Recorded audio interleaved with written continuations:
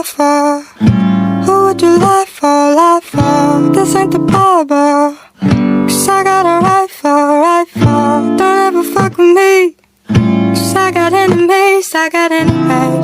Nobody's there for me. So Father, forgive me, for you know that I'm always in it.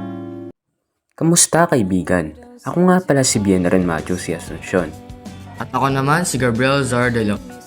Kaibigan, halina't sumama ka at malaman ang naging historya ng Intramuros. Ang Intramuros ay ang pinakalumang distrito sa Maynila na matatagpuan malapit sa Ilog Pasig. Makasaysayan ng lugar na ito dahil sa unang ipinatayo ito ang kauna-unahang syudad sa Luzon. Bago pa dumating ang mga Kastila, ang lugar na ito ay bahagi ng kaharian ng Maynila na may pinamumunuan ng mga datu, ra at sultan. Naging bahagi din ito ng Imperyong Mahapahit noong ika-14 na siglo. Maganda ang lokasyon nito para sa mga mangangalakal na Tsino, Arabo at Indian dahil nasa bungod lang ito ng Ilog Pasig at Manila Bay para makipagpalitan ng mga produkto. Pero bakit nga ba tinawag na City of Falls ang Intramuros? Ang Intramuros ay tinawag na City of Falls dahil ito ay isang nakapader na lungsod na pinaprotektahan ng malalaking pader na yari sa bato. Itinayo ito ng mga Espanyol noong ika-16 na siglo upang protektahan ang lungsod mula sa mga banyagang pagsalakay at atake. Ang salitang Intramuros mismo ay nagmula sa Latin na nangangahulugang sa loob ng mga pader na nagpapakita ng pagpakulong nito. Sa Intramuros, makikita ang mga nagtatangang ekstruktura at arkitektura na nagpapakita ng makasaysayang yaman ng Pilipinas. Ang mga pader ay naglalaman ng kwento ng pananakop at pakikibaka, patunay sa yaman ng kasaysayan ng lugar. Ito rin ang lugar kung saan matatagpuan ang ilang mga simbahan, tulad ng Simbahang Manila at Katedral ng Manila, na nagpapakita ng impluwensya ng pananampalatayang Katoliko sa kasaysayan ng bansa.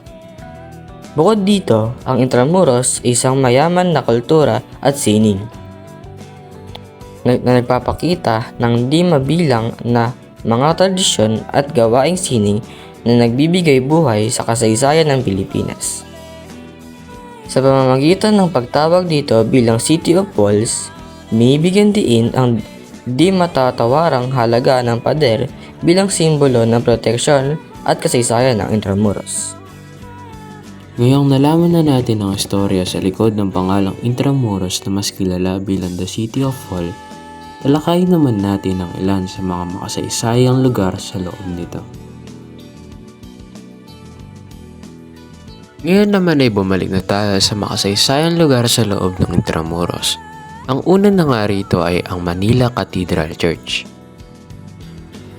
Ang Manila Cathedral Church na unang itinatag noong 1581 ay isa sa pinakamatandang simbahan sa Pilipinas. Itinatag ito ni Padre Juan de Viviro sa loob ng Intramuros, ang dating lungsod Kastila ng Maynila. Sa loob ng maraming siglo, ang simbahang ito ay bumagsak at naayos na maraming beses dahil sa mga kalamidad tulad ng sunog at lindol. Isa sa mga pinakamahalagang yugto sa kasaysayan ng simbahang ito ay noong panahon ng ikalawang digmaan pandaigdig, kung saan ito ay nasira ng pananakop ng mga Hapones at pinalitan ng mga Hapones ng konstruksyon. Pagkatapos ng digmaan, isang malawakang rehabilitasyon ang isinagawa at ang simbahan ay nanimbalik sa kanyang dating kahalagahan bilang sentro ng Kristyanismo sa Pilipinas. Sa kasalukuyan, ang Manila Cathedral ay patuloy na naglilingkod bilang isang sagisag ng pananampalataya at kultura sa bansa. Ngayon naman ay talakayin naman na natin ang naging istorya ng Fort Santiago.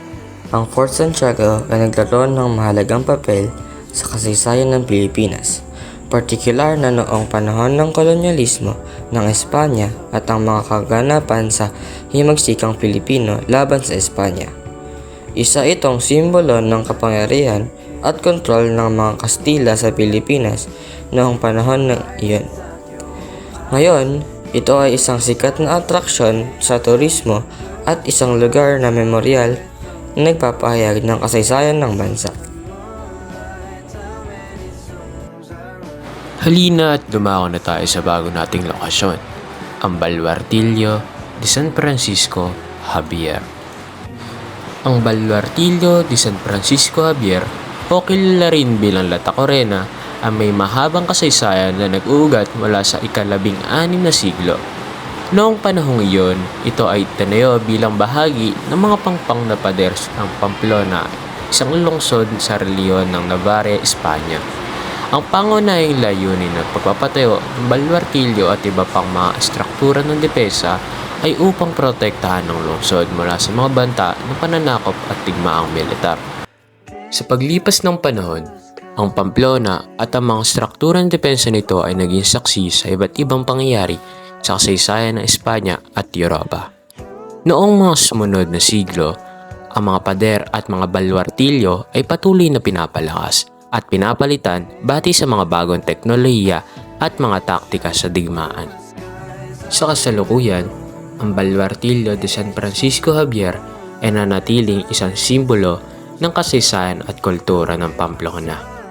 Ito ay isa sa mga pangunahing atraksyon sa turismo sa lungsod na nagbibigay daan para sa mga bisita na masuri ang mga arkitektural na detalye at maunawaan ang estratehikong papel ng lugar na ito sa pagpapatanggol ng Pamplona laban sa mga banta mula sa labas. Ang patuloy na pagpapahalaga sa Baluartillo ay nagpapakita ng kahalagahan ng pagpapalakas at pagpapanatili sa mga makasaysayang estruktura para sa mga darating pang henerasyon.